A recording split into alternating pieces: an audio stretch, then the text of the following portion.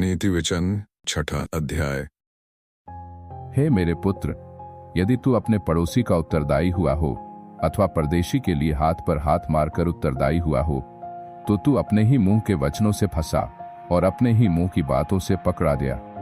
इसलिए हे मेरे पुत्र, एक काम कर, अर्थात तू जो अपने पड़ोसी के हाथ में पड़ चुका है, तो जा उसको साष्टांग प्रणाम करके मना ले। तू न तो अपनी आंखों में नींद और न अपनी पलकों में झपकी आने दे, और अपने आप को हरिणी के समान शिकारी के हाथ से और चिड़िया के समान चिड़ीमार के हाथ से छुड़ा। हे आलसी, चींटियों के पास जा, उनके काम पर ध्यान दे और बुद्धिमान हो।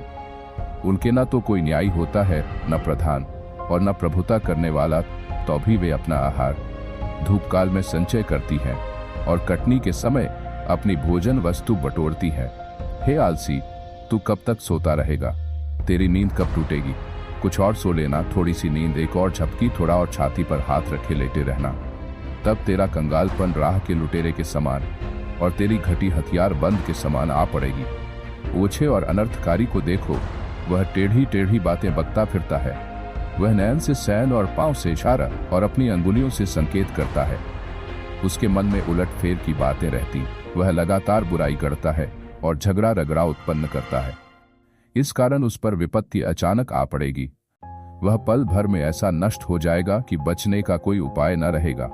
6 वस्तुओं से यहोवा बैर रखता है, वरन 7 हैं जिनसे उसको घृणा है, अर्थात घमंड से चढ़ी हुई आंखें, झूठ बोलने वाली जीभ और निर्दोष का लहू बहाने वाले हाथ, अनर्थ कल्पना गढ़ने वाला मन, बुराई करने को वेग दौड़ने वाले पांव, झूठ बोलने वाला साक्षी और भाइयों के बीच में झगड़ा उत्पन्न करने वाला मनुष्य।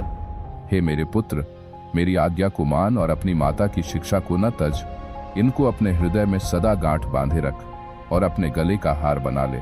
वह तेरे चलने में तेरी अगुवाई और सोते समय तेरी रक्षा और जागते समय तुझसे बातें करेगी।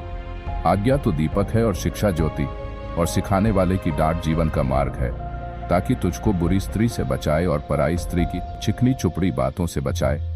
उसकी सुंदरता देखकर अपने मन में उसकी अभिलाषा न कर। वह तुझे अपने कटाक्ष से फंसाने न पाए, क्योंकि वेश्यागमन के कारण मनुष्य टुकड़ों का भिखारी हो जाता है, परंतु व्यभिचारिणी अनमोल जीवन का अहेर कर लेती है। क्या हो सकता है कि कोई अपनी छाती पर आग रख ले और उसके कपड़े न जलें? क्या हो सकता है कि कोई अंगारे पर चले और उसके पांव न झुलसें? जो पराई स्त्री के पास जाता है, उसकी दशा ऐसी है, वरन जो कोई उसको छुएगा वह दंड से न बचेगा। जो चोर भूख के मारे अपना पेट भरने के लिए चोरी करे, उसको तो लोग तुच्छ नहीं जानते, तो भी यदि वह पकड़ा जाए तो उसको 7 गुना भर देना पड़ेगा, वरन अपने घर का सारा धन देना पड़ेगा। परंतु जो परस्त्री गमन करता है वह निरा निर्बुद्ध है। जो अपने प्राणों को नष्ट करना चाहता है वही ऐसा करता है। उसको घायल और अपमानित होना पड़ेगा और उसकी नामधराई कभी न मिटेगी, क्योंकि जलन से पुरुष बहुत ही क्रोधित हो जाता है और पलटा लेने के दिन वह कुछ कोमलता नहीं दिखाता। वह घूस पर दृष्टि न करेगा और चाहे तू उसको बहुत कुछ दे तो भी वह न मानेगा।